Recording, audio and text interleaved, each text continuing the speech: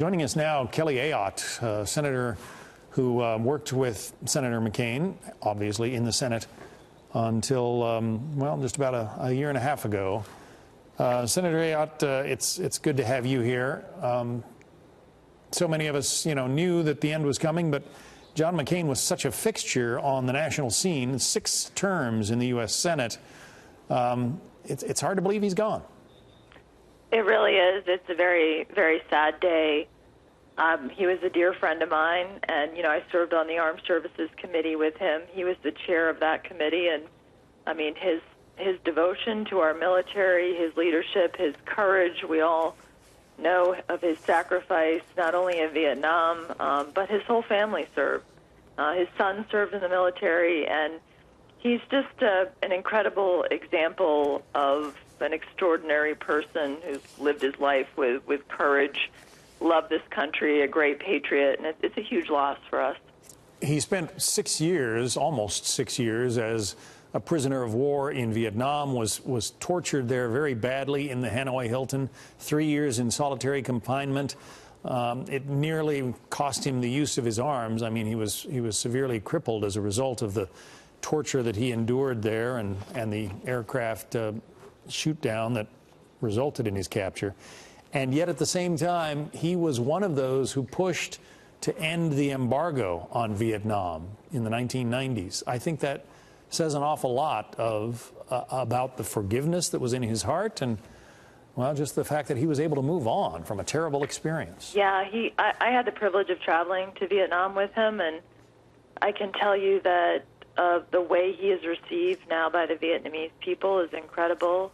Think about what he went through there, the sacrifice that he made for our country. He was asked to go home. He said no. The fortitude that took, what it took for him to stay there when he's being tortured. He's just, the courage that he showed, he showed that throughout his life, but it also, I think it made him very appreciative of life and very appreciative of people. He always stood up for people's human rights and their dignity. And that was something I think that was very important to him, and probably going back to his experience as a prisoner of war. And you think about what it took to be able to survive through that. He every day he got up with that kind of grit and fortitude, and every issue he approached it with that kind of determination. I know he had served for some time in the Senate when you arrived there. Was he one of those who gave you any advice about what it's like to work in that institution? Yes, he did, because as I said, I served on the Armed Services Committee with him. He was the chairman of that committee, and such a strong voice for our country on national security and for our military. And yeah, he gave me advice, and it was always really straight. He always said, I'll tell you, and I saw him this year when he was ill, and you know what he told me?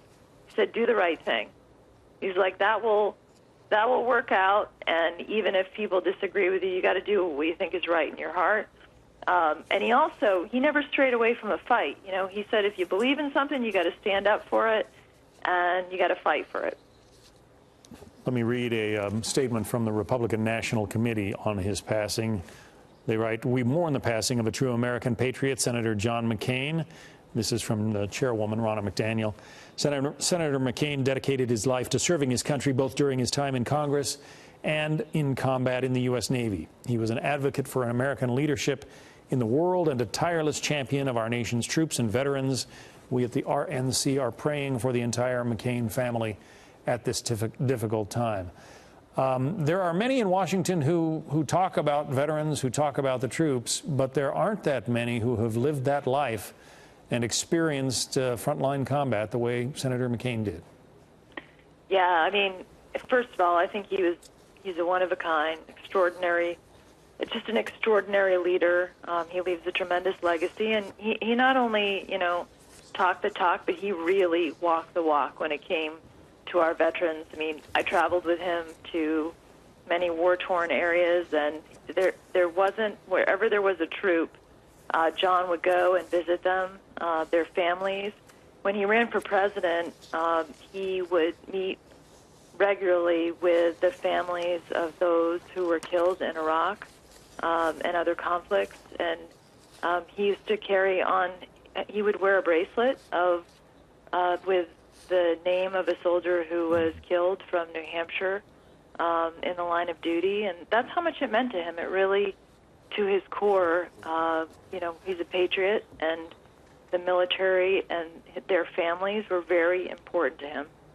He was, of course, a two-time presidential candidate, lost the Republican nomination to the man who went on to become president, George W. Bush, then ran again in 2008 and competed and for a time was leading in the race against Barack Obama, the senator at the time from Illinois. Barack Obama has just released this statement, and let me read it for you now. John McCain and I were members of different generations, came from completely different backgrounds, and competed at the highest level of politics.